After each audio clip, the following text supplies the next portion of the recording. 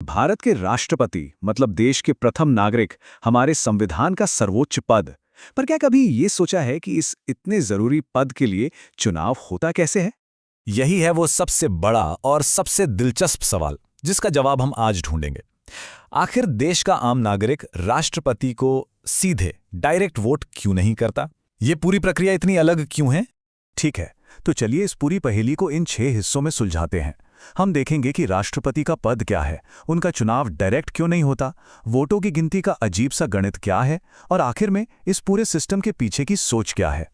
तो सबसे पहले ये समझना बहुत जरूरी है कि भारत के राष्ट्रपति का पद असल में है क्या और इसकी इतनी अहमियत क्यों है।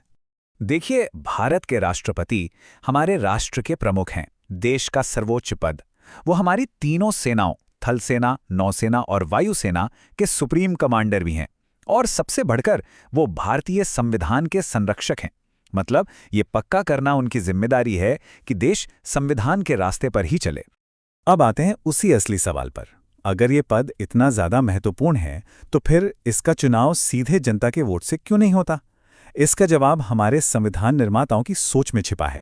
संविधान के आर्टिकल 54 के मुताबिक राष्ट्रपति का चुनाव एक इलेक्टोरल कॉलेज यानी एक निर्वाचक मंडल करता है। अब ये क्या है? ये समझिए कि ये एक स्पेशल टीम है जिसे सिर्फ और सिर्फ राष्ट्रपति चुनाव के लिए ही बनाया जाता है। तो इस स्पेशल टीम में होता कौन कौन है? इसमें शामिल होते हैं हमारी संसद के दोनों सदनों यानी लोकसभा और राज्यसभा के सभी चुने हुए सदस्य, जिन्हें हम एमपीज कहते हैं।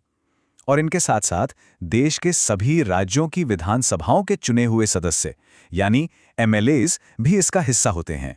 यहाँ एक बात पर गौर करना बहुत जरूरी है कि इस टीम में कौन शामिल नहीं होता। वो है नॉमिनेटेड मेंबर्स यानी मनोनीत सदस्य। चाहे वो संसद के हों या विधानसभाओं के, वो इस चुनाव में वोट नहीं डाल सकते। सीधी सी बात है, वोट देने का हक सिर्फ उन्हीं को है जो सीधे जनता से चुनकर आए हैं। अब कहानी में आता है असली ट्विस्ट। राष्ट्रपति चुनाव में हर एमपी या एमएलए के वोट का वजन एक जैसा नहीं होता। जी हां, आपने बिल्कुल सही सुना। हर वोट की एक वैल्यू होती है जिसे एक खास फॉर्मूले से निकाला जाता है। किसी भी राज्य के एक एमएलए के वोट की वैल्यू निकालने के लिए 3 सिंपल स्टेप्स हैं। पहले उस राज्य की कुल आबादी को वहां के कुल चुने हुए एमएलएस की संख्या से डिवाइड करते हैं। फिर जो नंबर आता है उसे 1000 से और डिवाइड कर देते हैं। तो इस तरह एक एमएलए के वोट की वैल्यू उस राज्य की आबादी पर टिकी होती है। वहीं एक एमपी के वोट की वैल्यू निकालने के लिए देश के सभी एमएलएस के वोटों की टोटल वैल्यू को संसद के कुल चुने हुए सदस्यों की संख्या से डिवाइड किया जाता है। यह तरीका राज्यों और केंद्र के बीच एक शानदार बैलेंस बनाता है।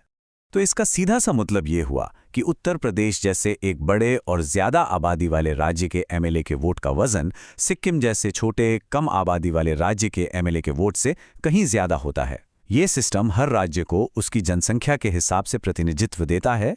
तो अब जब ये पता चल गया है कि वोटों का वजन कैसे तय होता है, तो सवाल ये है कि कोई कैंडिडेट जीतता कैसे है? इसका गणित भी बड़ा मजेदार है। ये चुनाव सिंगल ट्रांसफरेबल वोट सिस्टम से होता है। इसका मतलब है कि वोटर किसी एक कैंडिडेट को वोट नहीं देता, बल्कि अपनी पसंद के हिसाब से कैंडिडेट्स की रैंकिंग करता है। जैसे ये मेरी पहली पसंद है, ये दूसरी और ये तीसरी। और जीत का जो जादुई आंकड़ा है वो है 50% + 1। मतलब जीतने के लिए किसी भी कैंडिडेट को कुल वोटों के आधे से बस एक वोट ज्यादा चाहिए होता है। इसे ही विनिंग कोटा कहते हैं। और अगर मान लीजिए पहले राउंड की गिनती में किसी को भी ये कोटा नहीं मिला तो तब सबसे कम वोट पाने वाले कैंडिडेट को रेस से बाहर कर दिया जाता है। फिर उनके वोटों को वोटर्स की दूसरी पसंद के हिसाब से बाकी उम्मीदवारों में ट्रांसफर कर दिया जाता है। और ये सिलसिला तब तक चलता है जब तक किसी एक को जीत का कोटा नहीं मिल जाता। अब जाहिर है, इतने जटिल चुनाव में ईमानदारी और निष्पक्षता बनाए रखना सबसे जरूरी है, और हमारे संविधान ने इसके लिए भी एकदम मजबूत इंतजाम किए हैं।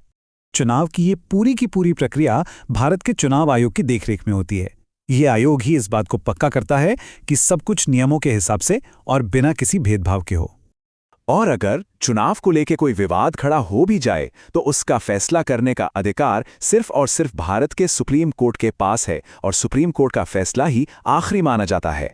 वैसे राष्ट्रपति पद का उम्मीदवार बनने के लिए भी कुछ बेसिक शर्तें हैं। उम्मीदवार को भारत का नागरिक होना चाहिए, उम्र कम से कम 35 साल होनी चाहिए, और सबसे जरूरी वो लोकसभा का सदस्य बनने की सारी योग्यताएं रखता हो। ये शर्त इसलिए है ताकि ये पक्का हो सके कि देश के सर्वोच्च पद पर बैठे इंसान को विधायी प्रक्रिया की अच्छी समझ है।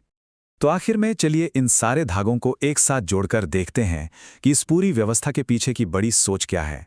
ये हमारे लोकतंत्र की सबसे खूबसूरत चीजों में से एक को दिखाती है। भारत का राष्ट्रपति चुनाव एक सीधा चुनाव नहीं, बल्कि एक संतुलित लोकतांत्रिक प्रक्रिया है। ये एक लाइन इस पूरे सिस्टम का सार बता देती है। ये सिस्टम ये पक्का करता है कि राष्ट्रपति के चुनाव में सिर्फ केंद्र का ही दबदबा न रहे, बल्कि राज्यों की भी बराबर की भागीदारी हो। एमएलएज के जरिए जनता की आवाज, राज्यों की अपनी पहचान और संसद के जरिए पूरे देश का प्रतिनिधित्व, ये तीनों मिलकर एक मजबूत संघीय संतुलन, एक फेडरल बैलेंस बनाते हैं। तो यह है भारत के राष्ट्रपति को चुनने की पूरी कहानी, एक ऐसी व्यवस्था जो संतुलन और प्रतिनिधित्व पर टिकी है। पर एक सवाल सोचने के लिए जरूर है, आज के बदलते भारत में क्या ये संतुलन अभी भी उतना ही प्रासंगिक है?